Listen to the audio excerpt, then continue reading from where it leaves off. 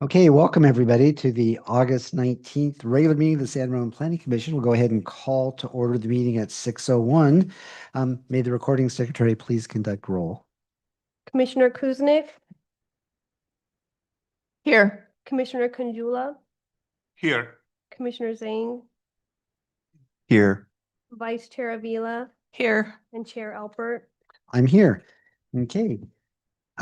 Please rise for the Pledge of Allegiance. Allegiance to the flag of the United States of America and to the republic for which it stands, one nation under God, indivisible, with liberty and justice for all.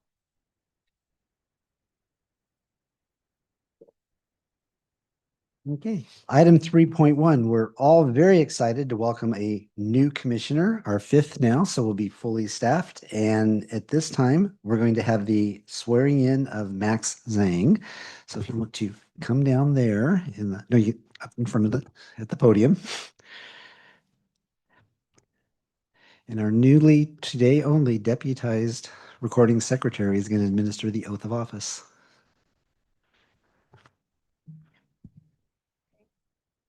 Please raise your right hand and repeat after me. I, Max Zhang, I, Matt Sang, do solemnly swear do solemnly swear that I will support and defend that I will support and defend the Constitution of the United States the Constitution of the United States and the Constitution of the State of California and the Constitution of the State of California against all enemies, against all enemies, foreign and domestic, foreign and domestic, that I will bear true faith and allegiance that I will bear true faith and allegiance to the Constitution of the United States to the Constitution of the United States and the Constitution of the State of California, the Constitution of the State of California, that I take this obligation freely that I take this obligation freely without any mental reservation without any mental reservation or purpose of evasion, or purpose of evasion, and that I will well and faithfully and that I will well and faithfully discharge the duties discharge the duties upon which I am about to enter. upon which I am about to. Congratulations.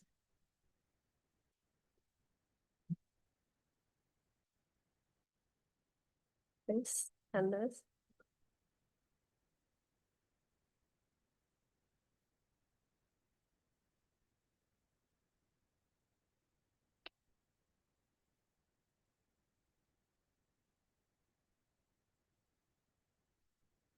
Welcome, Max. Back up.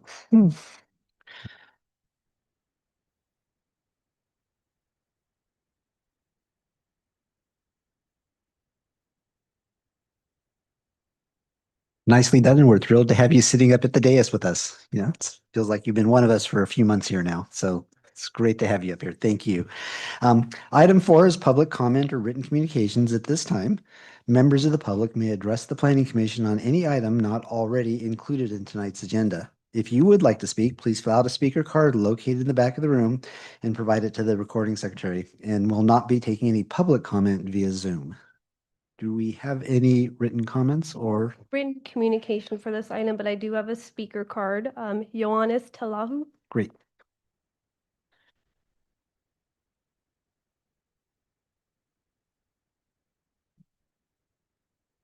Chairman, commissioners, as I was coming down here, I was debating, do I speak, do I keep quiet, do I speak, do I keep quiet? I'm not here to comment on any of the work that you do, but first to congratulate Max. You all picked the right guy for this job in terms of commitment and anything. To me, when I see the commission itself, what I want to say is that it's something that I'm very proud of in terms of diversity, age-wise, everything in terms of knowledge, background. I truly believe we have the right commissioners, planning commissioners, because I've been to a lot of cities. I get asked to come and I get to knowledge. The council, that's a whole different story. So to me, my encouragement to you is now that you're full, you're all right. No one is afraid to speak up. Some of you have been long, some of you have been young, new.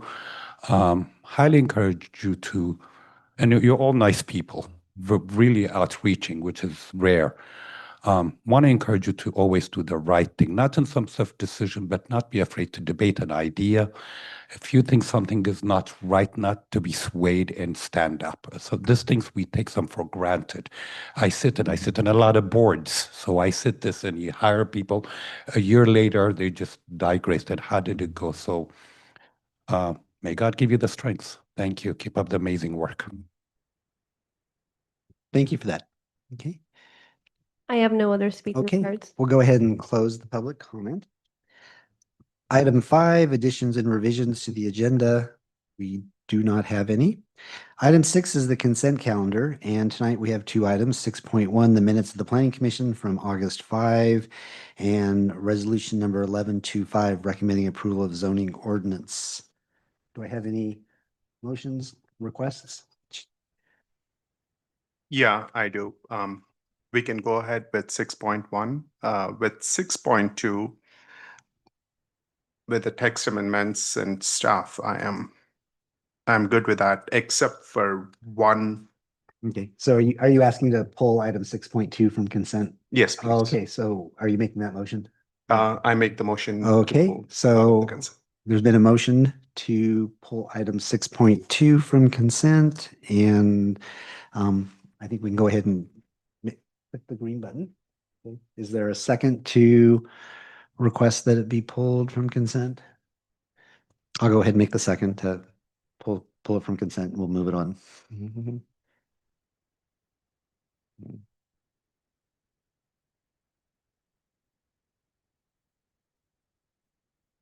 Okay, go ahead and vote when you can.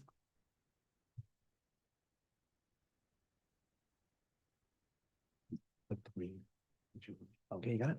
Okay, motion passes 500. We will bring it back on consent. We now need a motion to adopt the consent calendar item 6.1.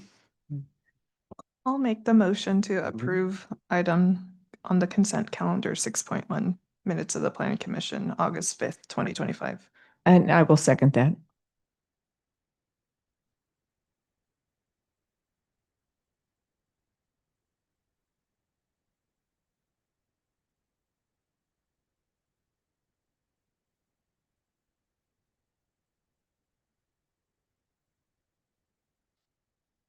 Okay, the motion passes 4-0 with 1 abstention for 6.1.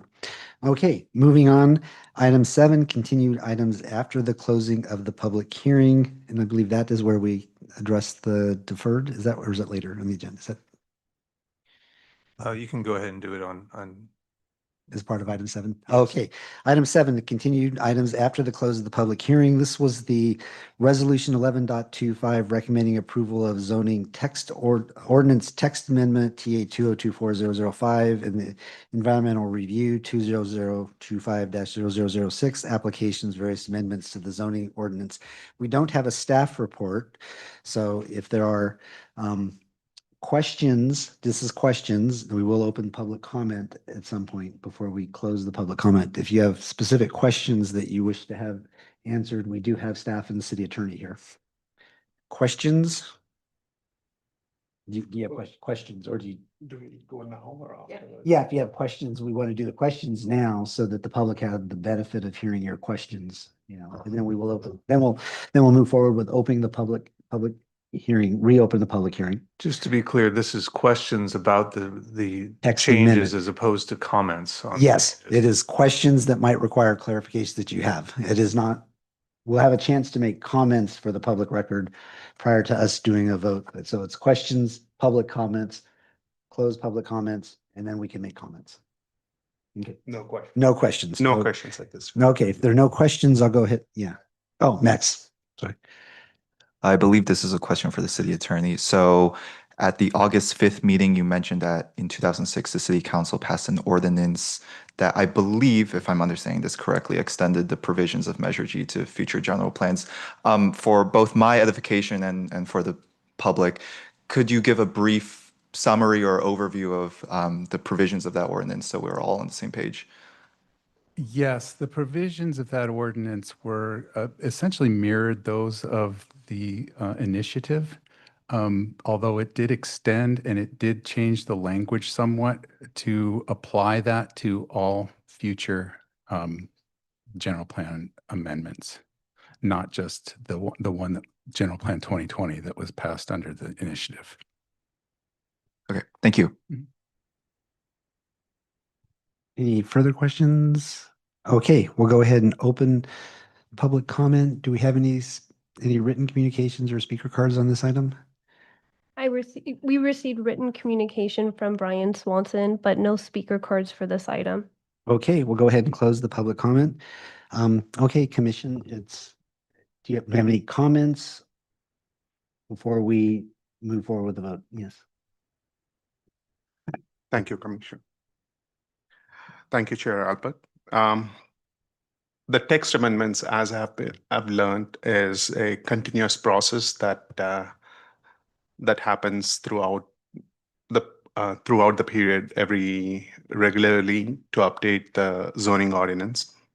So I am, as earlier mentioned, even in the last time, the reason I pulled this out is that I'm comfortable with many of the changes that were done. I'm also comfortable with the reason that is being done, especially for the D7 zoning ordinance. Page 234, which would fall under Chapter 3 amendments. And it would be D719, duties of the commission. So specifically to that piece, which would be packet 234 for general public, it would be page 10, if I'm not wrong, for this particular document. So the the duties of the commission, at the time and place set for the public hearing, the commission shall consider the report of the zoning administrator and shall hear the evidence for and against the proposed amendment. The commission may continue the public hearing to a definitive date and time without additional notice. The commission shall hold. So these are, this was the text amendment that is changed. A minimum of 3 is removed, and public hearings will be held for each general plan amendment pursuant of Measure G. For amendments of the general plan, a recommendation to the City Council shall require 4/5 of the vote. So there were some adjustments or changes made to that based on the recommendations from the city attorney, which I personally feel is the right thing to do. As an appointed body, the Planning Commission should not have the say or the final say over that. The City Council, which is an elected body, should have it. But I am not willing to recommend that being in the Planning Commission. That should be something that should come from the City Council instructing the Planning Commission that this amendment should be made. So I'm okay with the entire outcome of the result, but not the process of the result.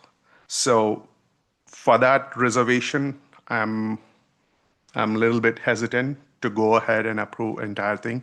If this one piece is something that could be made through City Council, I would say that would curb or measure or put into perspective the right way Planning Commission should look at it and assume the duties. I would be very comfortable, but not by myself making those changes. Thank you. Okay, to make sure I understand, you are comfortable with the change, but your preference would have been that the City Council had the opportunity to review the proposed change and then direct us to review the text in the zoning amendment. Is that what I heard you say? So just the way it is. So whatever the majority vote that should be done in the Planning Commission, it could be appealed over to the City Council, which is fair, and that should be the process it should be held as. But my concern is they have set out a set of duties for the Planning Commission, and as a Planning Commissioner, I do not want to change my duties myself. I want City Council to make that proposal and approve that proposal so we can adopt. It is like I gave an example earlier. It is like being an employee, I don't want to change the duties of the employee. But if my manager says these are my new duties, I'll adopt that. So that's where I am a little bit hesitant on the process, but not on the outcome. Outcome is absolutely right. I agree with it. It's been there for a long time. It shouldn't have, but Okay. that's where I stand. Okay. Okay. We have, yeah, maybe to get through this, we'll have Martin respond. If this helps, we're asking the commission this evening for a recommendation to the council. The final decision will be made by the city council, and the direction will be handed down to the planning commission once the council makes that decision. I understand. I understand that process, but as a planning commissioner, I cannot request kindly make this change. It's not me asking them to change my duties. So that piece, if it's just a recommendation, are we going to vote on this? You are going to vote on it, but the vote is to make a recommendation. You will not be voting on your own duties as a planning commissioner. So I understand, but that's where I stand. And I want this to come from the city council, and I'm okay with that. Can I offer an interpretation? If I understand what you're asking is if, for example, we made the recommendation that this should go back to the original text and tell staff that they should include it in the city council's version of this rather than the other way. If that's what I understand what you're asking for. Absolutely. If Okay, that so means the same. I'm seeing head shake, so I'm just offering that this is my understanding of what Commissioner is stating. So there, let's see what we can go from there. Martin, do you want to start or do you want me to? I have a comment on. Please go ahead. Okay. So the process of a ordinance requires the planning commission to make a recommendation to the city council. It's only a recommendation. And so if you were to recommend to remove this change, that's fine. But it would still end up with the city council, and then you'd basically create a process, a duplicate process of coming back through this. They have every ability to change that recommendation and not make the change that you're concerned about. And so again, it's a process question about how to get it to the decision makers. And so this is a recommendation that's coming through from staff to the planning commission to council. Council is the authority to make the decision, and they can go along with the recommendation or not. And again, it's not to say that you can't recommend changes, but it's ultimately their decision to make.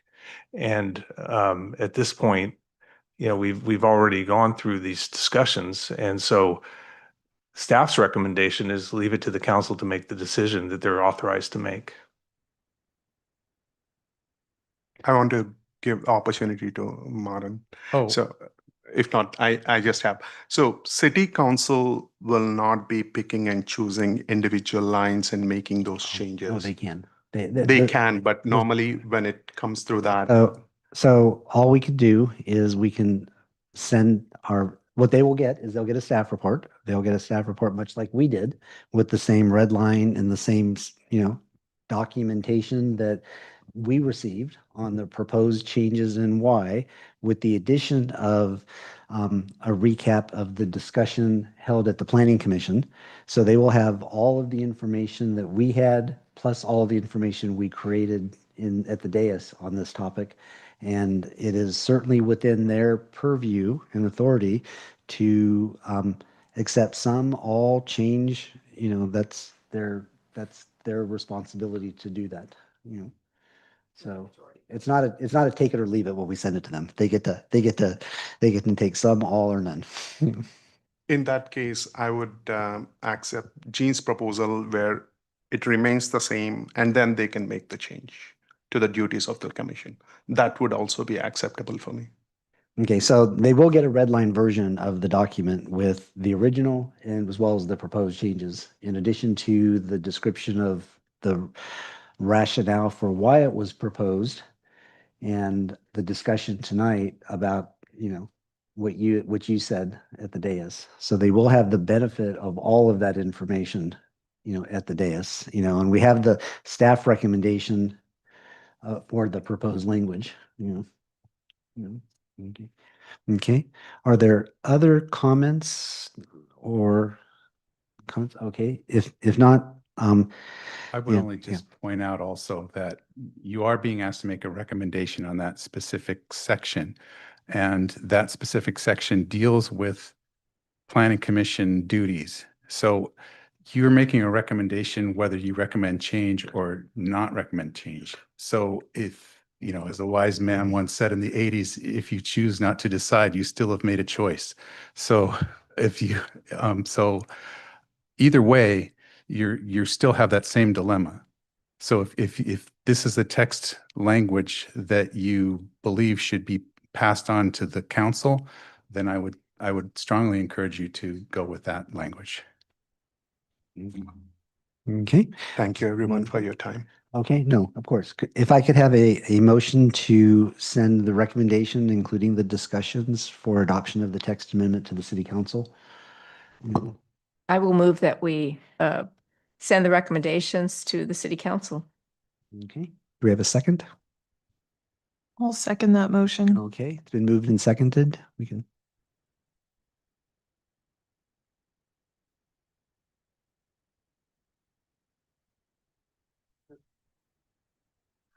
Sorry, just a point of clarification.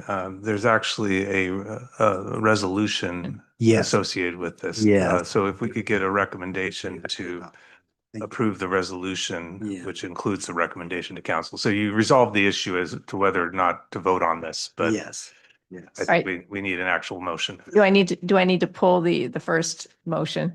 No, I think Okay. it's fine because you're declaring your intent and then we can just clarify that you're actually taking action on the resolution. Included in the motion is the resolution, adoption of the resolution as we have it. Okay. So it has been moved and seconded. Go ahead and vote. Okay. Okay. Motion passed 4-0-1-0. Thank you all for that, and I think we can move on to the next item. Great. Okay. Okay. Okay. Item 8 are continued items for public hearing. There are none tonight. Item 9, public hearing for new items. There are none tonight. Item 10 is a non-public hearing action item, and there are none. However, actually, I'm messing up on the text here. Okay. Item 11 is a study session, commission study session. So tonight we do have a study session on a concept review for the Canyon Place residential development. We will have a staff report from Ryan, who's already up there, but I just want to, before that, just make a reminder to the commission, it's a study session and it's very early in the process. It's an opportunity for the commission to provide initial feedback on the project to staff and the applicant. The formal applications have not yet been filed for this project, and so there are no detailed analysis has been completed for this proposed project concept. So it's to help the applicant decide how to proceed should they wish to pursue a project on this site, and the comments of the commission are not binding on the applicant, and the project probably will modified if and when it does come back for actual review. So with that, Ryan? Good evening, Chair and Planning Commissioners. So this item, as you're discussing, is for a concept review for the Canyon Place residential development located at 3150 to 3180 Crow Canyon Place. As you were just mentioning, I'll briefly touch upon it again. It's a concept review application. It's a voluntary application that applicants can apply for early feedback from the commission, staff, and public input prior to formal development applications being submitted. So the project site is 7.1 acres. It includes 4 parcels. at the end of Crow Canyon Place on a cul-de-sac. The general plan designation is mixed-use residential emphasis, and the zoning designation is mixed-use residential emphasis, MER. So the existing site was approved by Contra Costa County in 1979-82 for the existing office building, parking, landscape development there. The city was incorporated in July 1983, including these parcels in the area.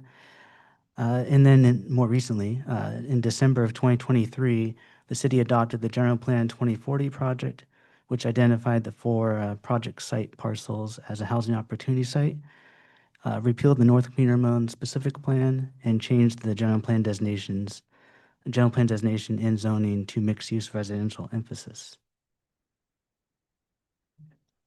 So the proposed concept will demolish the existing development, construct 165 residential units, including 120 for-sale multifamily townhomes. There's a mix in 3 and 4 bedrooms. There'll also be a 45 for-rent below-market rate units that would be for income-qualified households. It's about 27% of the project units proposed. And there's a mix of studio 1, 2, and 3 bedrooms in there. And then there's 20 optional accessory dwelling units in the townhome portion of the project. The project would also include 280 residential parking spaces on site, and it's to be determined yet at this point on the project plans regarding guest spaces. And they would also subdivide the townhome portion of the project site.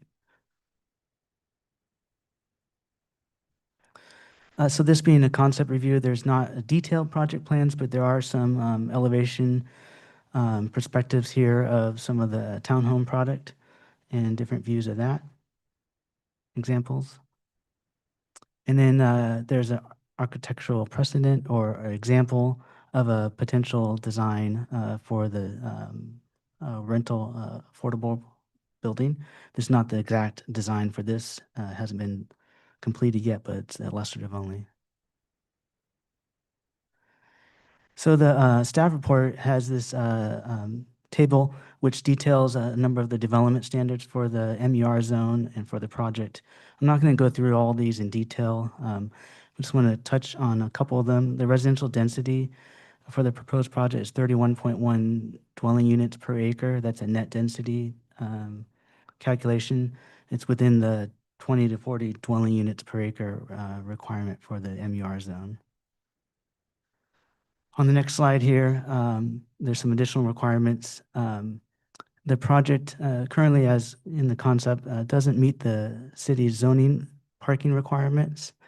But if there is a formal application submitted, they'll have to provide some additional information on parking and whether there's a deficiency in how they're complying with it based on local standards or with state law.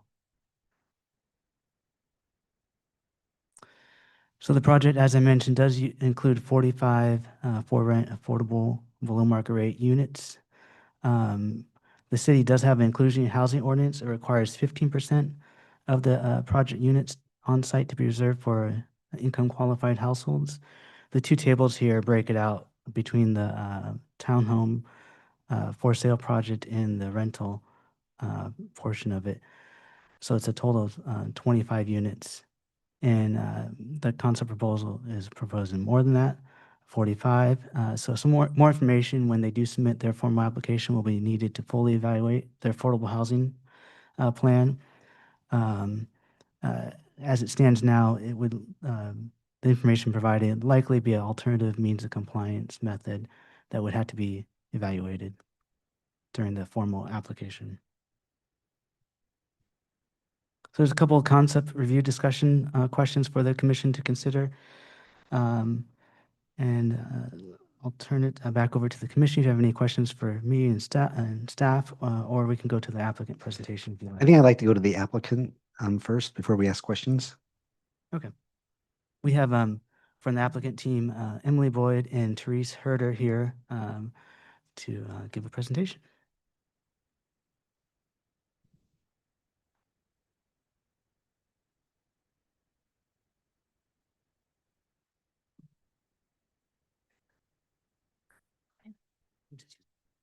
Stairs. Okay, perfect. Okay, great. Thank you.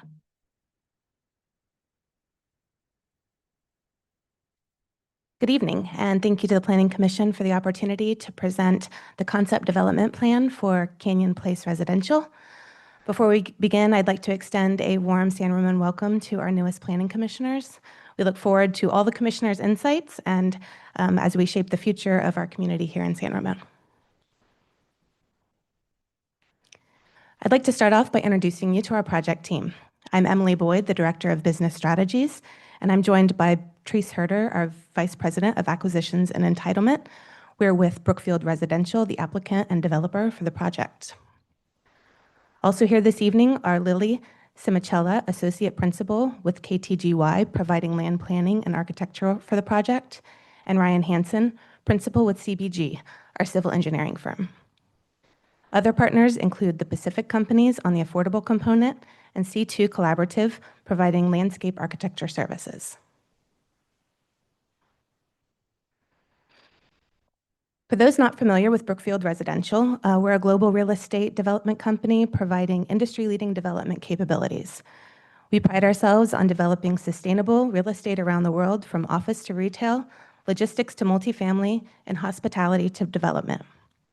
Here in Northern California, our offices are located right here in Bishop Branch, where our land and housing team works on projects including the Boulevard in Dublin Master Plan, West Midway on Alameda Island, Rosewood and Morgan Hill, and River Sound in Napa. And though we love all of our projects for their unique qualities, we're excited particularly at the opportunity to build right here in our own backyard.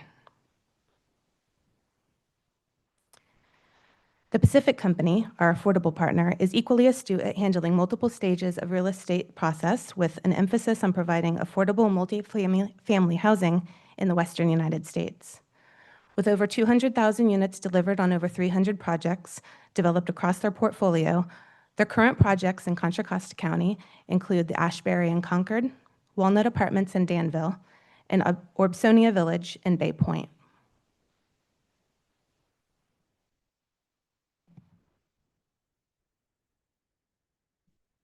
Canyon Place is on the edge of Bishop Branch Area Plan and will serve to extend the area's walkability connections to nearby areas planned and zoned for residences, creating a cohesive neighborhood. The project will benefit from the improved infrastructure and proximity to the vibrant mixed-use amenities at Bishop Branch, while providing additional housing options, including affordable units.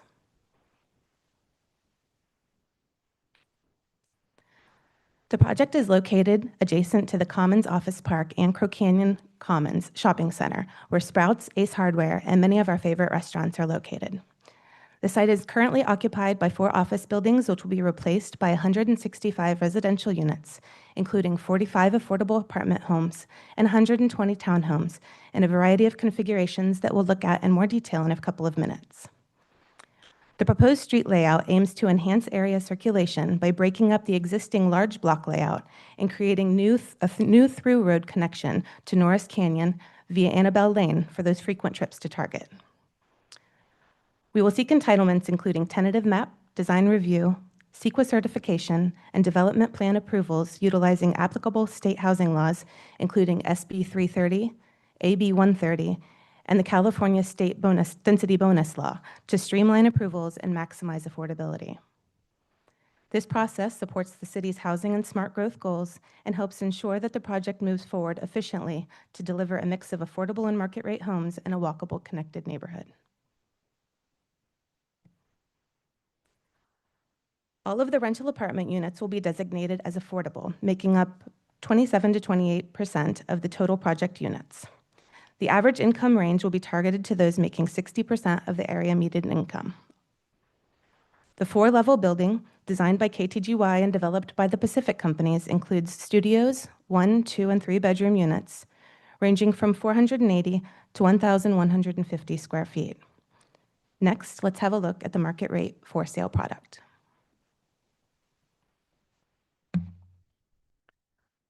Both townhome products are attached 3 stories and have 2-car garages.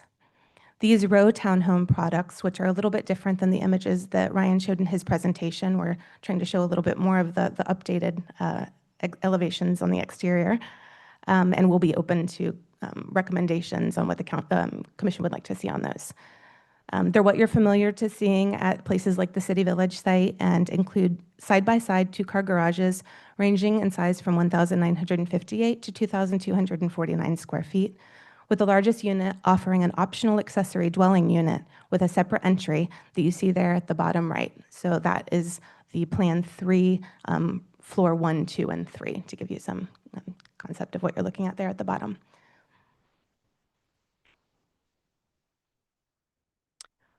The interlocking townhome products live very similarly to the row townhomes, but as you can see, plans 1 and 2 are interlocked with that zigzag there, rather than having a straight shared wall.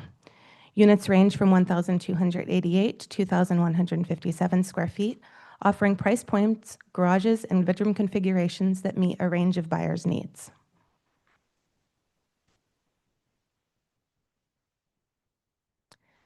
Lastly, I'd like to highlight the community integration and walkable access that this project can offer future residents.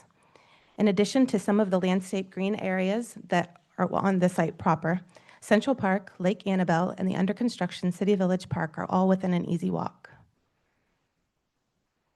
Or residents could walk to Crow Canyon Commons for groceries, coffee, and numerous other shops and restaurants. A short bike ride connects residents to City Center and the Iron Horse Trail, giving access to schools, services, retail, and communities throughout the Tri-Valley. I, as a San Ramon resident since 2020, last year jumped at the opportunity to move into a new townhome in the middle of this exciting transformation. I enjoy the full benefits of living in a walkable neighborhood. I walk to my office, my children ride their bikes to school, and we enjoy easy access to the beautiful parks and retail amenities here in San Ramon. It's a lifestyle that reflects the vision that we're presenting with Canyon Place Residential tonight, one that prioritizes connectivity, community, and quality of life, and aligns with San Ramon's goals for housing diversity, connectivity, and sustainable growth. That concludes our presentation, and we'd be happy to take questions and invite feedback from the commission. Thank you. Okay, at this time, if you have questions for either staff or the applicant, then we'll take the questions now. Then we'll open the public comment, and then we can provide any further comments or questions or statements to them at that point. So if somebody wants to start with questions, do you? It's just a simple one. The term interlocking townhome is a new one for me. So what is the difference between a row townhome and an interlocking? Sure. So I'm not sure if this works here on the screen, if you can see that. Can you go back to the slide presentation, please? Thank you.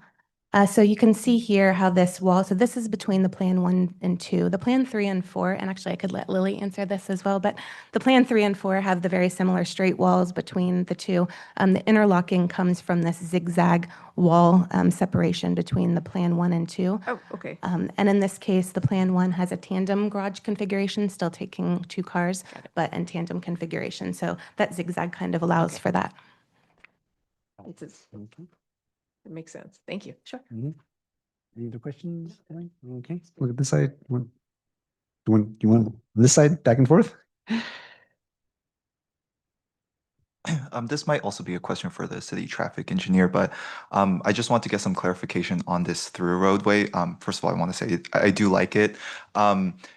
Did you consider maybe making that a public right-of-way? I know that would also require cooperation with the project on BR 12, right, just to the south, but is that something that you all considered?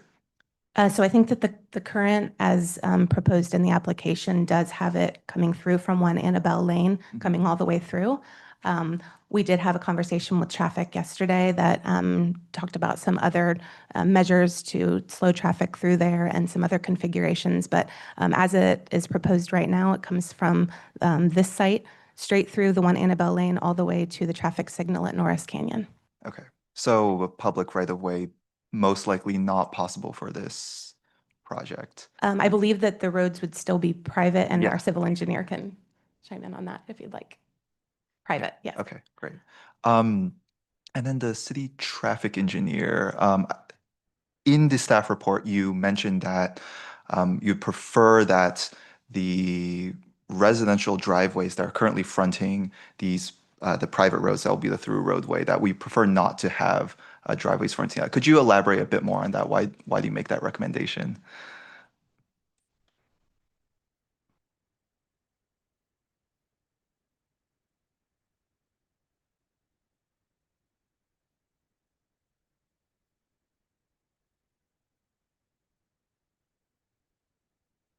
Good evening, Commissioners. Thank you.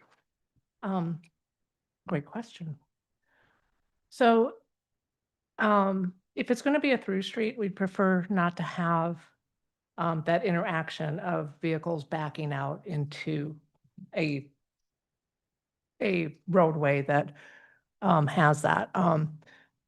Understanding, like this is a residential neighborhood, and other residential neighborhoods have vehicles backing out of their driveways.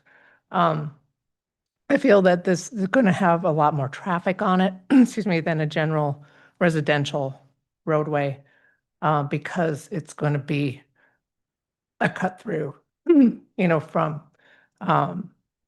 the Bishop Ranch area to the shopping center area. So you're going to have a little bit more traffic than a typical residential road. Okay, thank you. Mhm. That's it for my questions. So I'm glad that Miss Boyd lives in San Ramon and she understands. Thank you. All the good features that we have within San Ramon, especially the parks and the environmental factors that you appreciate as well. So when you come back, I know this is just a proposal, so I'm not going to comment on it, but just from a direction wise, two things I want to point out. When you guys come back, I know you have proposed rental units and would like also to see a balance between rent versus own or a sale. So that could be something that you guys can look at when there is an application or a proposal. So that would be my first comment. The second one is regarding the common areas or the parks. I don't want to comment right now, but hopefully once this application is there, proposal is there, it's great that it's walkable distance to Central Park and other parks, but within the community, are there any spaces or something that you guys are planning that would be an important criteria where you can best utilize by designing? And third one, it would be great from a planning perspective, and of course the architectural board will go through all the applications. This is just my point of view. It would be great to have that connection. I know in the current proposal, the lane that is connecting is going through some, not a straight line, I would put it that way, not a straight line reaching. But if there is a way, then my vision was like looking all the way from one freeway to another freeway. That would make a very great straight line access for anybody within the neighborhood or BR12 or somebody who is driving through San Ramon. He would have a parallel access to the freeway. So that would be a very nice thing. And I completely understand, and thanks for bringing this so we can have some early pointers so that you guys can come back to us with the application that city staff and everybody agrees on. Thank you. Thank you. Okay, any questions at this point? Yeah, I have some questions for the applicant. And you mentioned in your presentation how you intend to use density bonus law. I'm assuming that you would use density bonus law to do the parking requirements I know that's a lot lower, but are there other waivers that you would anticipate using for this development that you foresee now? Potentially. So I believe that in addition to the parks and open space waivers, there are other waivers potentially that we could use on this, including the meeting the density allowance. So this is right at the 31, but that's possible because of some of the paring down of the parking requirements of the open spaces. And those are all waivers that we could potentially take advantage of. At this point, I'm not sure if there's any more detailed ones that we would, but those would definitely be areas within the state density bonus that we would look to take advantage of. And I think density bonus, I mean, I'm not sure if I'm right or not, Ryan, but I think that looks like gross density instead of net density, I think is how the state law codifies it. but I think no matter what, it would be meeting the minimum density requirements. Just as a side note. The other question that I had was, I know that the city has objective design standards for a multifamily product type like this. And since you have two different sorts of product here, the for sale versus the affordable rental, I'm curious to whether you would provide different amenities for each one of those areas, or if you would look at collectively combining those two. So I believe that the affordable apartment building contemplates having some ground floor amenity specifically for the renters there in the affordable unit. That could be a flexible space, that could be a community room or a management office or a learning center or something like that. Other than that, other than the green spaces in the bioretention area on the site proper, we don't anticipate any other amenities for the for sale component. Okay, I'm not sure if that, just so you know, Emily, like the objective design standards go ahead and list like an approval. I'm not sure if a bioretention area would necessarily go ahead and be compliant with that. Maybe it has to have some other dual use component to it, perhaps like a walking path or something like that. But it might be something that you would want to further investigate, just so you know. Definitely, that Ryan actually provided us the checklist for the design, design standards. So we'll make sure that we're going through that checklist prior to our submittal. Yeah, because when we saw for the study session, when we saw the project to the southwest of this, Bishop Branch 12, I think they were proposing some seating around like an oak tree that they were going to go ahead and have. But one of the feedback that we gave back to them was perhaps doing a pocket park. I know that in your presentation, you mentioned that it's close in proximity to some of the parks. I'm not sure if that's like a measurement as per the crow flies or whether that's actual like walking distance. But when I did measure it, it was like closer to a mile away. So my feedback for them was to potentially do a pocket park. But as I understand what you're saying is that you would want to waive the open space requirements per state density bonus. To the degree that we could and still meet the required density for the site, yes. Yeah, and one of the things that Bishop Branch 12 did was they had like a walking path that was surrounding the site. So it'd be really good if you guys, I think they're kind of at a similar place that you are right now. So if you can sort of kind of connect to that, because there is, if I look at your site plan correctly, it looks like there is some space to go ahead and have some sort of walking path that could go ahead and traverse the site on the exterior. That would be a really nice connection point, I would think. And I don't think it would be a significant cost that would render your project infeasible. Thanks, we'll get that. And then I was also going to ask for the ADUs, I'm assuming that you would not go ahead and provide any parking for those, potentially like the optional ADUs.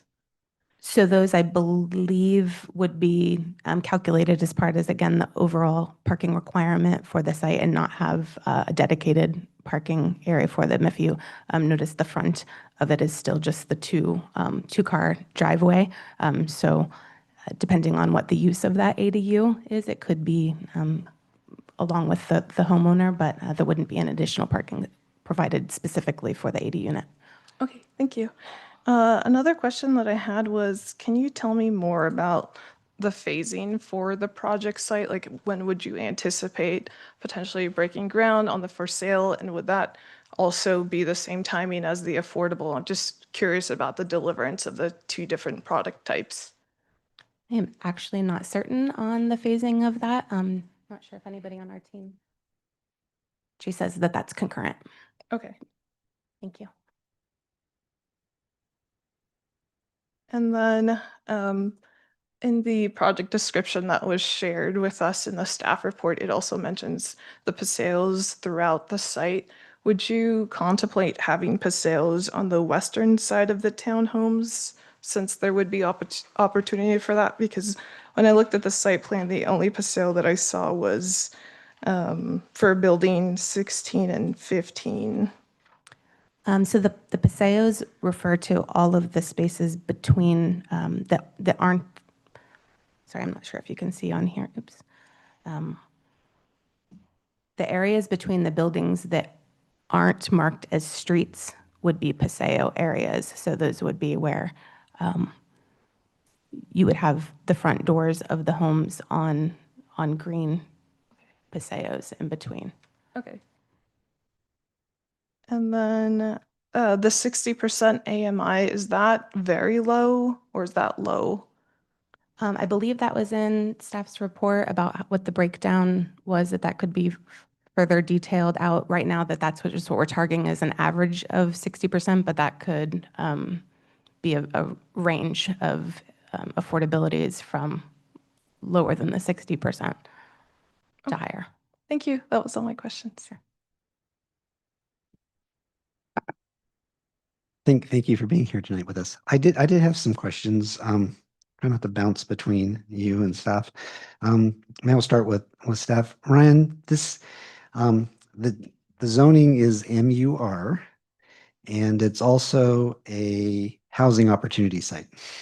So could you, for the education of the commission, kind of extrapolate and explain what that means in terms of MUR and a housing opportunity site, what that allows?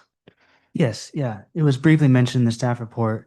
The 4 project parcels are in the MUR zoning district. And it's also a housing opportunity site. So state law does allow an applicant to propose 100% residential project, such as the one here in this concept, for housing opportunity sites, including all 4 parcels. So it is allowed under state law to go 100% residential land use for this location. Great, thank you. So no waiver or concessions required to waive the. Correct. Okay, thank you. Affordable housing and inclusionary housing ordinance. I think you alluded in your presentation tonight that our inclusionary housing ordinance, have we done something similar to this where it's 2 property types on the same parcel? And how do we think about the 15%? Do we think 15% in the aggregate of the for sale plus rentals, or it doesn't really specify how to think about the 15% in that scenario? And there's a second follow-on question, which you alluded to in the staff report. I'll ask. I'll pull up my slide here. The inclusionary ordinance requires a below market rate component for both for sale and rental. And I broke it out in the tables.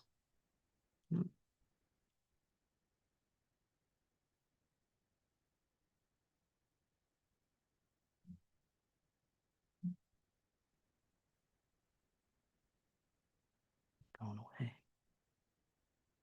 It's going.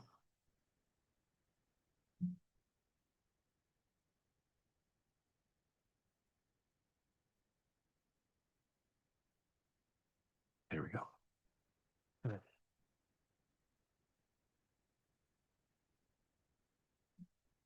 So the inclusionary ordinance requires 18 units in the for sale product and 7 units in the rental.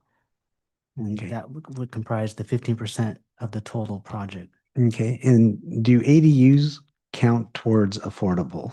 No, they do not. They do not, but Yeah. they do meet our help towards RENA, I think. And then you mentioned that it's likely that we will be pursuing the alternate means of compliance on this project, is what at the moment we're thinking that is. Does that entail the likely need for a development agreement to allow that to happen? Or how are those, we just went through doing an alternate means of compliance with Eden, and there was a development agreement. Are you anticipating having something similar with this project? No. It's not required to have a development agreement for alternative means of compliance.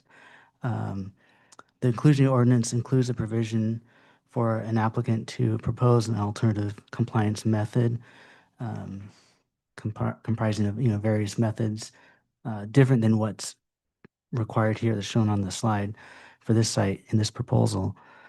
So a development agreement is not required for that.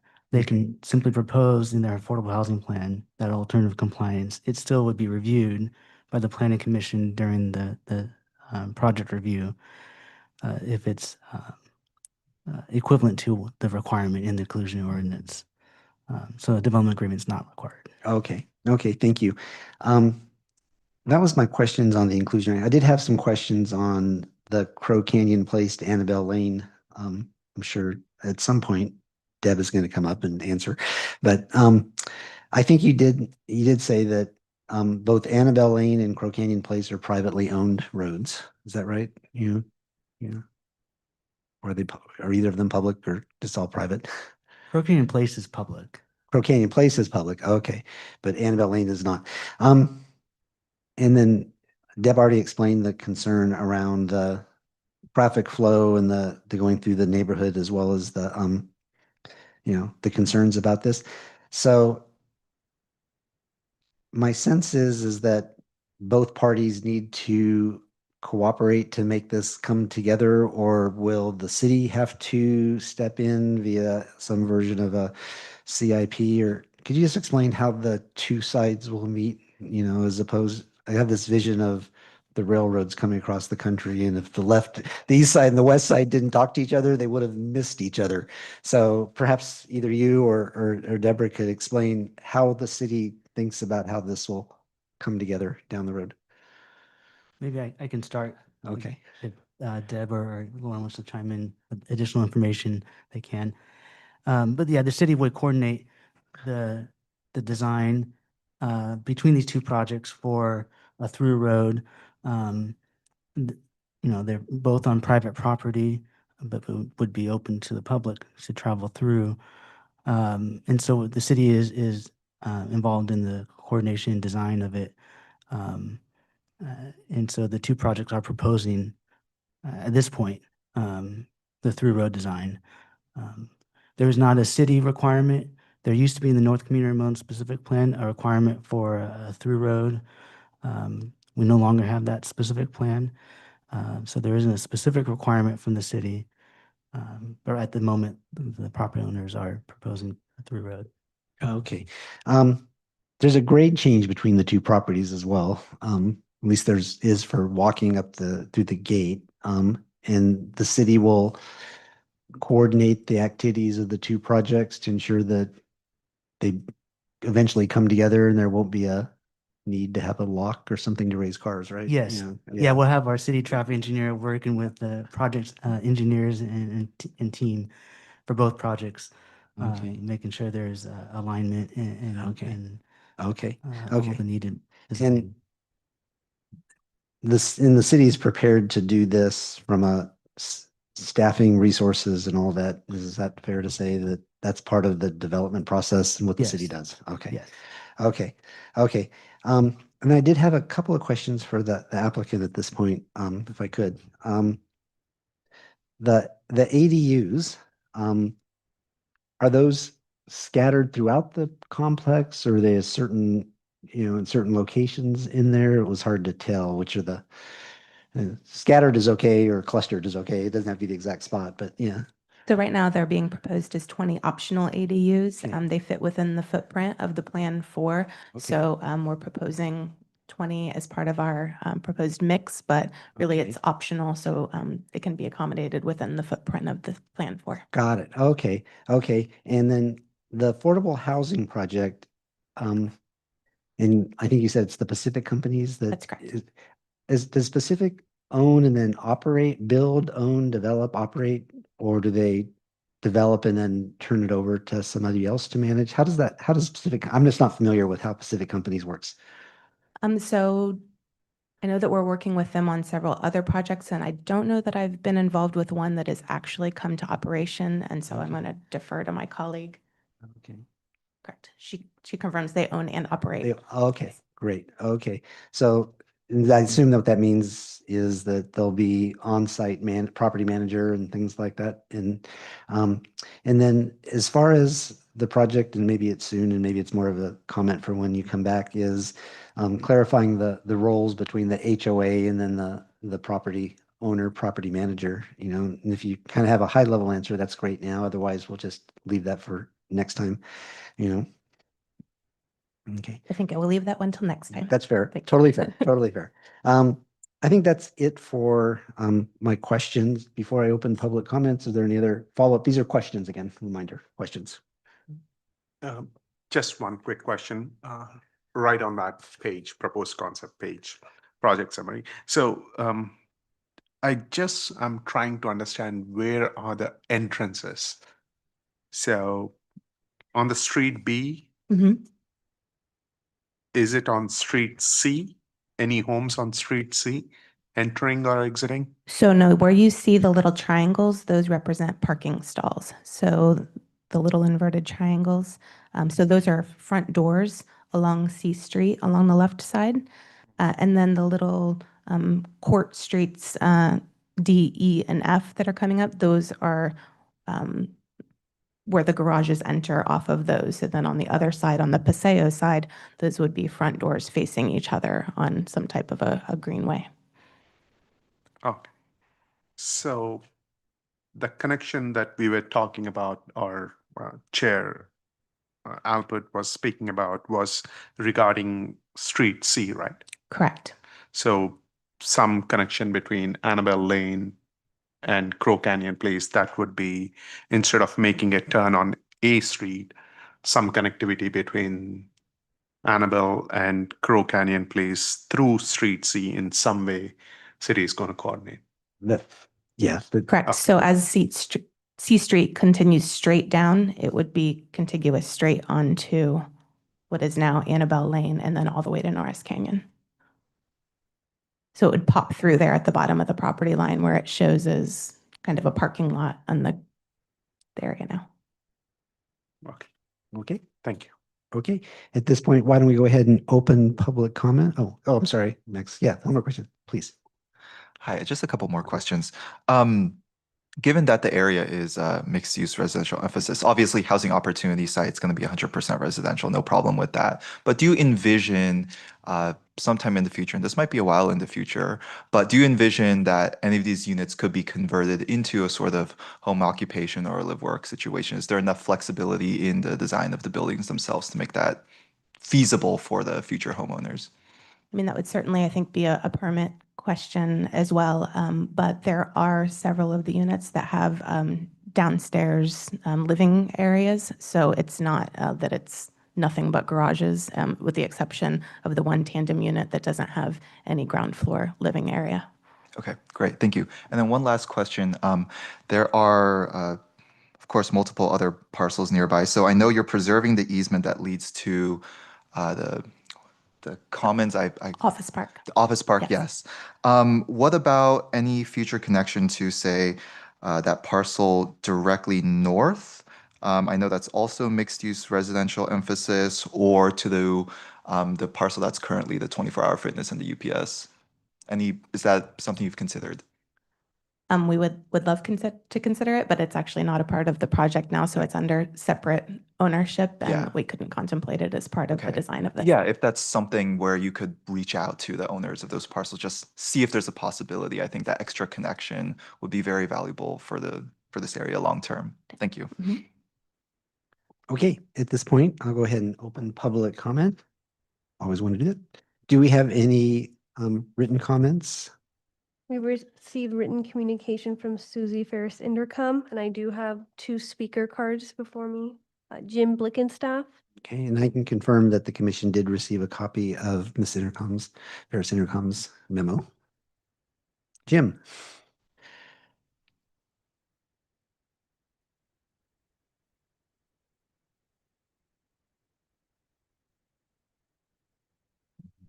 Good evening, commissioners.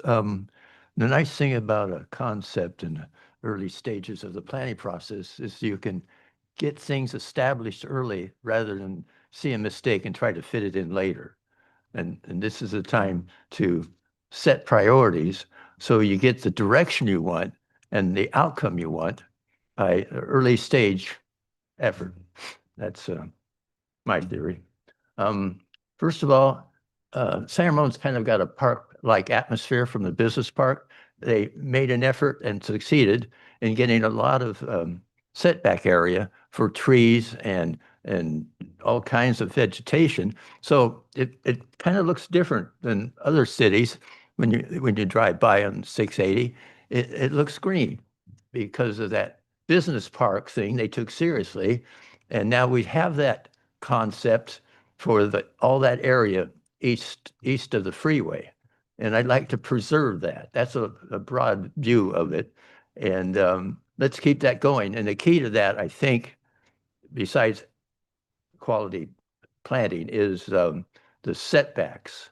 You got to have room between the street and the buildings themselves to put in green space that will kind of soften the effects. And we've done that generally. And I hate to see cutting corners on projects where you don't have that space to keep the trees and things in place and keep that overall view of San Ramon that's just a little more natural, a little more green than other cities. So that's a broad perspective on this. On the ground perspective would be parks for the amount of people coming in. I believe it'll be a little bit under 500, over 400 people. And you're going to roughly have 3 acres of park to account for the impacts of those hundreds of people that are coming in. And I'd like to see the park issue addressed early on, because we seem to have a problem of keeping up with the requirements of the general plan for 6.5 acres of parks. And that's a quality of life issue. It'll come back to bite you if you're not careful. And this is the time to get serious about it, rather than just putting, oh, we got a fee. And then when you look at the fee, it never translates to acreage. So what did it accomplish? Unless you've got some kind of program you can put in place that demonstrates we're going to get close to the required acreage, in 10 or 20 years, you're going to have a systemic problem of not enough parks and then a serious quality of life issue. So the other thing I noticed at this stage is parking. If we're getting pressure from the state to cut down on parking, and it makes it more economical for the developer. But in the meantime, that's another quality of life issue. If you don't have the right amount of parking, it gets that crowded effect where you're driving around looking for a parking place, and you have guests over for the weekend.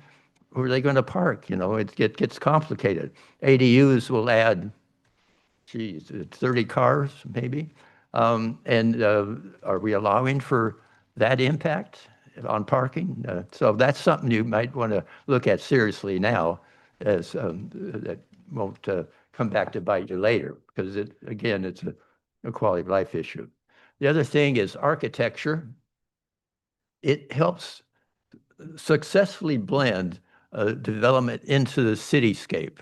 Harsh architecture has its own kind of hostility to the environment, if that's the right word, and too much hard colors like blacks and whites and flat, straight walls.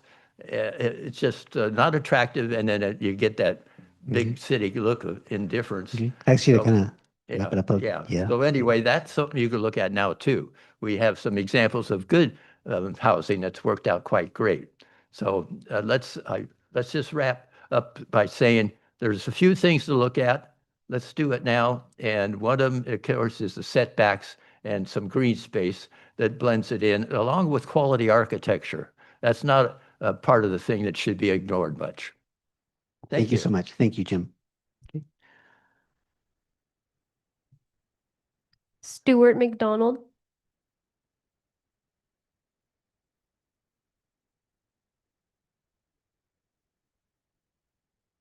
Hi there.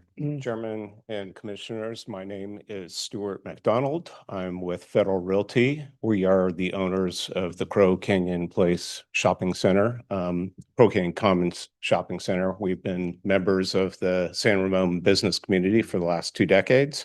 First of all, kudos to Brookfield for pulling off a residential development. I know it's very challenging in this environment. I know that we're working on several right now ourselves and know how challenging it is, particularly the affordability component.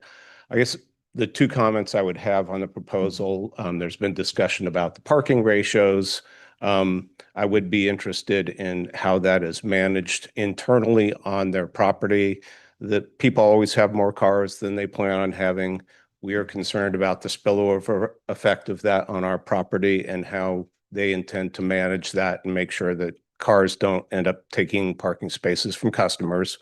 The other comment that I would have, and there's been some other mention of this with the city's traffic engineer, is that the intersection discharging from Crow Canyon Place out to Crow Canyon Road is a very challenged intersection. It has poor alignment. It has heavy traffic outflow. Whether reduction of the business is going to reduce the parking, but I think it needs to be evaluated how many trips are outflowing and inflowing to the site and passing through that signalized intersection. Those are really our only comments, and we welcome 165 units of potentially 300 more people that could be customers for our shopping center. So congratulations. Thank you for coming out tonight. Okay. I have no other speaker cards. Okay, we'll go ahead and close public comment. So at this time, if there are any comments or direction to staff and or the applicant, now would be the time to make any comments. Okay, you want to start? Thank you very much. A couple of thoughts on this proposal, and if we could all look at the preliminary site plan as I'm speaking, it will be helpful. So a couple of things that I would like to offer as my recommendation. So I don't know who's doing the slideshow, but all right, I'll just keep talking. So item number one, you have on the, let me see if I can get my orientation. All right, you have the affordable rentals on the right hand of the site plan. The question that I have is, and offer as my opinion, I would see that would be more suited over on the left-hand side of the site plan. And I say that because the proposal is that the affordable building will be 4 stories.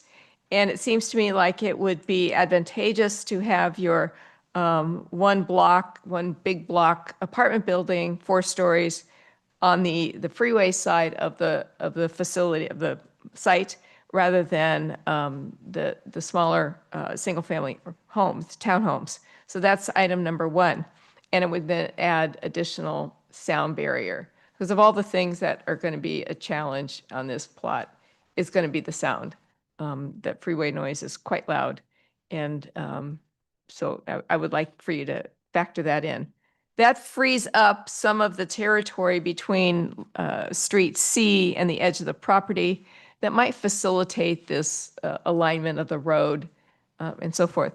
The other thing that I find of concern is if you look at the very bottom of the site plan, where it butts up against the adjoining property where you see the little parking stripes, is all the front doors face that way.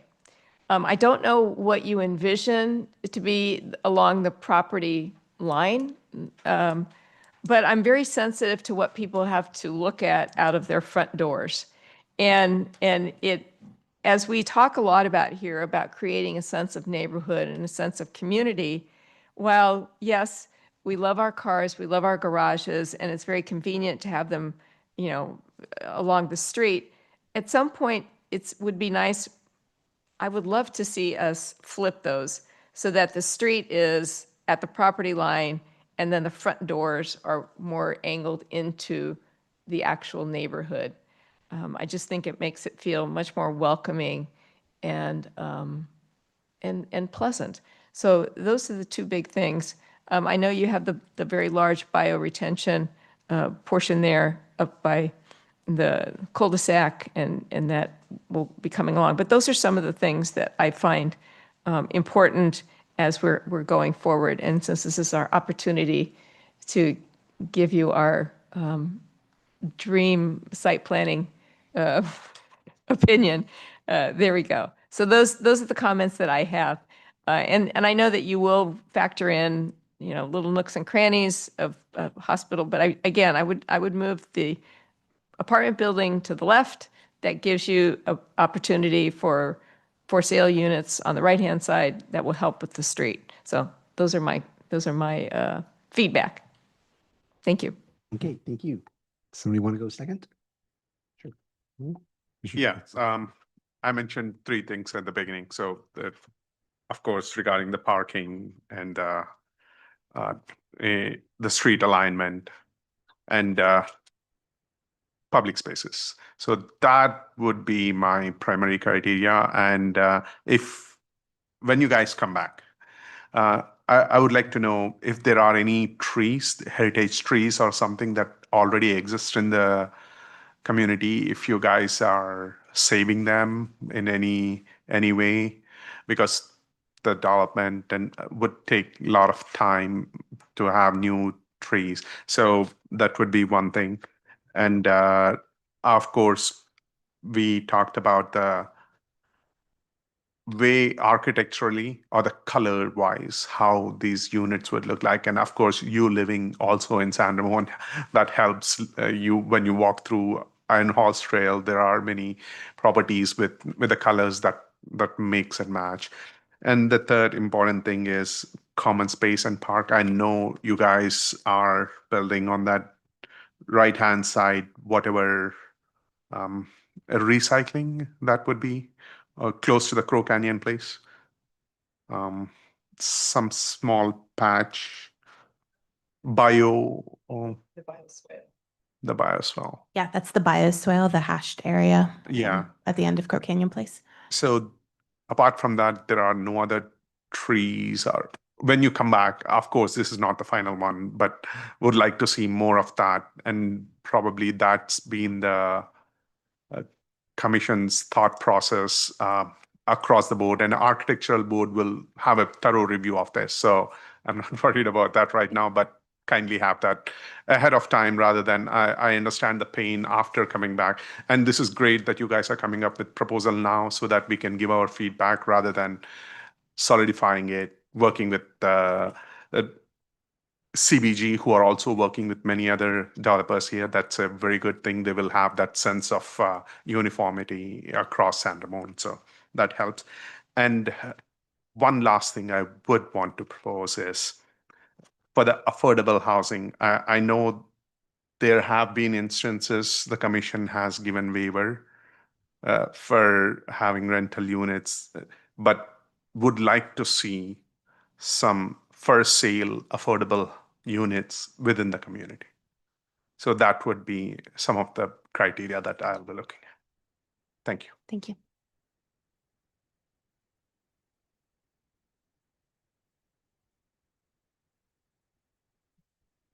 Hi, thank you.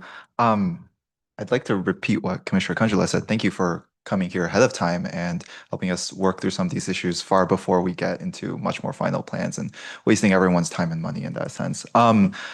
Some things that I really like to see the affordable units. It's great that you guys have went above and beyond just the 15% inclusionary housing ordinance. I think you guys certainly deserve whatever waivers and concessions you'll be entitled to under the state density bonus law. So thank you for that. I think connectivity on this project is crucial. I know you've already invested a lot of effort into this, but this whole area that's bounded by Crow Canyon, Camino Ramon, Norris Canyon, and 680 suffers from some very severe connectivity issues. And we try to address those through the North Camino Ramon specific plan. Well, not me personally, but I know the city really cared about that. Of course, that's been repealed for about almost close to 2 years now. And so it's given the fragmented ownership of this entire area and that sort of rectangular area I mentioned, bounded by those four roads and the freeway. It's difficult, I understand, to make sure that there's enough connectivity, but I think if we want to achieve our stated objectives, like you mentioned about walkability and accessibility, making sure it's easy for people to get to places, walk around, bike, reach parks and schools. Right now, if you visit the site, you cannot go from this project to the current BR12, and you can't go really from BR12 to the adjacent 24. Once again, I'm not putting the blame on you. I know this is not your fault necessarily. It's just that there's clearly a need for some coordination and any outreach that you can do to adjacent property owners to ensure that you made your best effort to increase the connectivity on this site would be really well appreciated from my perspective. And I think the through roadway that you're doing is already great. I think there still seems to be a bit of things to be hashed out, whether or not we want this through roadway to be more of a thoroughfare where we expect lots of traffic to cut through, or do we want this to be a more slower traffic, pedestrian-oriented street? I'll leave the decision up to you and the city traffic engineer to figure that one out. But as long as there's some coordinated approach, I'm happy with either outcome. And then the last thing, sort of related to my earlier question, because this is a mixed-use area, anything that can encourage flexibility of uses, of course, a lot of that is our responsibility in terms of zoning, permitting, etc. But there are many places in San Ramon that were built very inflexibly. My own house, my own neighborhood is one example. And because we're looking at this area that is great freeway access, great road access right in the middle of the city, anything that you can do architecturally or engineering-wise to make sure that these homes could one day in the future be converted to a more mixed-use thing. Anything to encourage that true mixed-use, walkable neighborhood, that would be greatly appreciated. So thank you. Thank you. Commissioner Vila? In the similar vein of the other commissioners, I would like you to go ahead and work with our traffic engineer on getting something just a little bit more aligned with our vision for the city, especially looking at the site plan when you have H Street and you had that affordable rental. I don't know how that would work in terms of okay, you have people coming out on A Street and then H Street, it just seems like a traffic nightmare waiting to happen. I have no idea how that would work.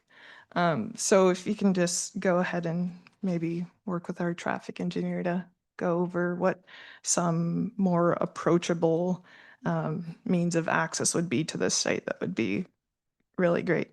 And I do appreciate that you guys are willing to make that connection to Annabelle Lane.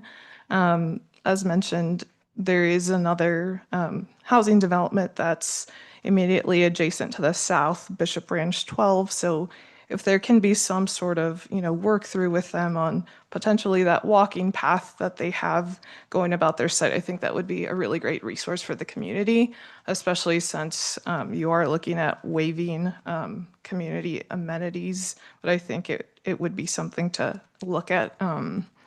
And then I would also want to see, if it's possible to have some sort of pocket park for the area, just something that's 0.5 acres or less, just something where people can go ahead and use as a space to gather, especially since these are townhomes. So it's not like they have a lot of access to open space anyway.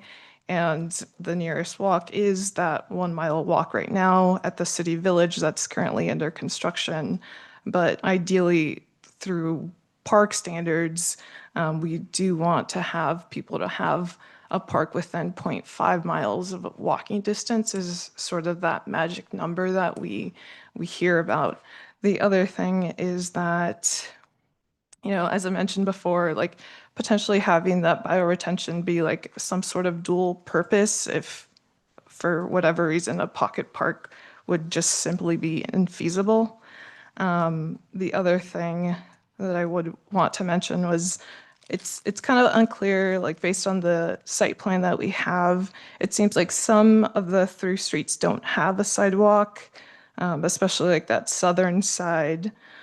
So if there could just be more connectivity in terms of sidewalks, and that doesn't have to be into the motor courts, but if it's a through street, it would be nice to have some connectivity instead of a sidewalk that just kind of doesn't go anywhere. And since people are going to be using C Street to go ahead and connect to Crow Canyon Place, it's important to think about the walkability as well and pedestrian safety. The other thing I wanted to mention was I'm not a particular fan of the architecture. It's very reminiscent of City Village, which is that modern look that looks a little bit aged, in my own personal opinion. I like more of that architecture as we saw in Bishop Ranch 11 that was approved with the gable roofing, and it was sort of a Scandinavian style, more or less. So I'm not a fan of that City Village type of architecture. So take it as a grain of salt, but that's just my own personal opinion. And that's all that I have. Thank you. Thank you. Okay, well, thank you, commissioners. Most of what is on my list has been said. I think the connectivity from Crow Canyon to Annabelle is truly exciting and do hope to see it. One thing to also consider is I suspect there'll be families living here that may find themselves needing or wanting to go to Iron Horse Middle School. And so as you're building that throughway, consider that there will be bicycles and pedestrians, not just cars. So ensure that there's sidewalk and it feels safe to walk, down the road and get there. So it's not just about cars. Staff will already take on all the things they normally do around affordable housing, inclusionary housing, all of those things there. To echo Commissioner Zhang's suggestion on mixed use, did you consider perhaps the ADUs might be configured as live work rather than just strictly live? And we've done that at other projects. Iron Horse Village comes to mind. Those are ADUs, but they're live work. So it gives an opportunity, and they're sort of starting up as those small commercial sites. I know you're going to go to the ARB and they'll always provide comments. I think I'd echo Commissioner Vila's suggestions and comments. In your presentation, I think the interlocking design was slightly more interesting to me than just the strict flat roofs, and we've also seen some projects that have been more of a traditional, less modern, modern farmhouse, I think is sometimes they call it. The ARB will do a much better job articulating this in the planting palette and everything else. When you do come back, I do think when we get the final site plan or the proposed final site plan to ensure that it's clear how you'll handle EV charging and e-bikes and parking and mailboxes and trash cans and all of those things now that, seem to be, added, but it's hard to tell where they are. And I can tell you from listening to the ARB, one of the things that is popping up more and more in design is anticipating the proliferation of e-vehicles and making sure that, it's well thought through, the number and the size, because it's not just a traditional bike rack anymore. And apparently you're not allowed to leave those in your living room these days. Commissioner, I've already made comments on come out of the staff analysis, the 680 and noise and how you're going to mitigate all the noise from the freeway. I think that will come through with everything. And then anything you can do to highlight the amenities, because as I mentioned, there aren't parks, neighborhood parks, and these don't have, large yards anymore. So consider, amenities that are scattered throughout, whether it's benches or barbecues or gathering places, always makes for a better neighborhood than strictly housing and roads. And lastly, I'll close by thanking you again for coming out, so early in the process. And I hope that our feedback was helpful, and respectful, because we really do appreciate you coming out this early in the process. It's, the contrast is it's almost final, and then you come before us, and it's really hard to change, and we get that. So thank you again for coming there. I will close by looking to staff and seeing if you had any questions that you also wish to hear from us tonight, or did you get sufficient feedback? You're okay? Okay, okay. Well, great. Well, thank you very much.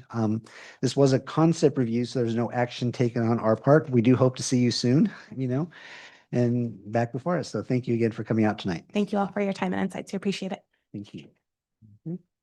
Okay. So at this time, if there are any commissioner liaison reports, interest items, I don't know if was there a Parks Commission? No open space, and the Parks Commission has taken August off. Okay, okay, and I did attend a long ARB meeting the other day. They reviewed 2 sign ordinances.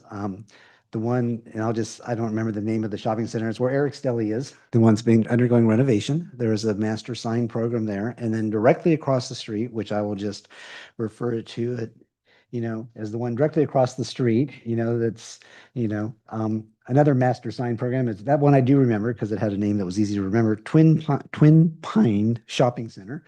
So that's the one that has Katie's Corner in it, owned by the same sign guys. They had 2 sign programs, but the bulk of the afternoon was spent reviewing the architecture for BR 8 along Executive Parkway, both the single family as well as the multifamily, and then also BR 12. So they provided a lot of comments to the applicant, and at some point they'll be coming back before the Planning Commission for approval. Okay.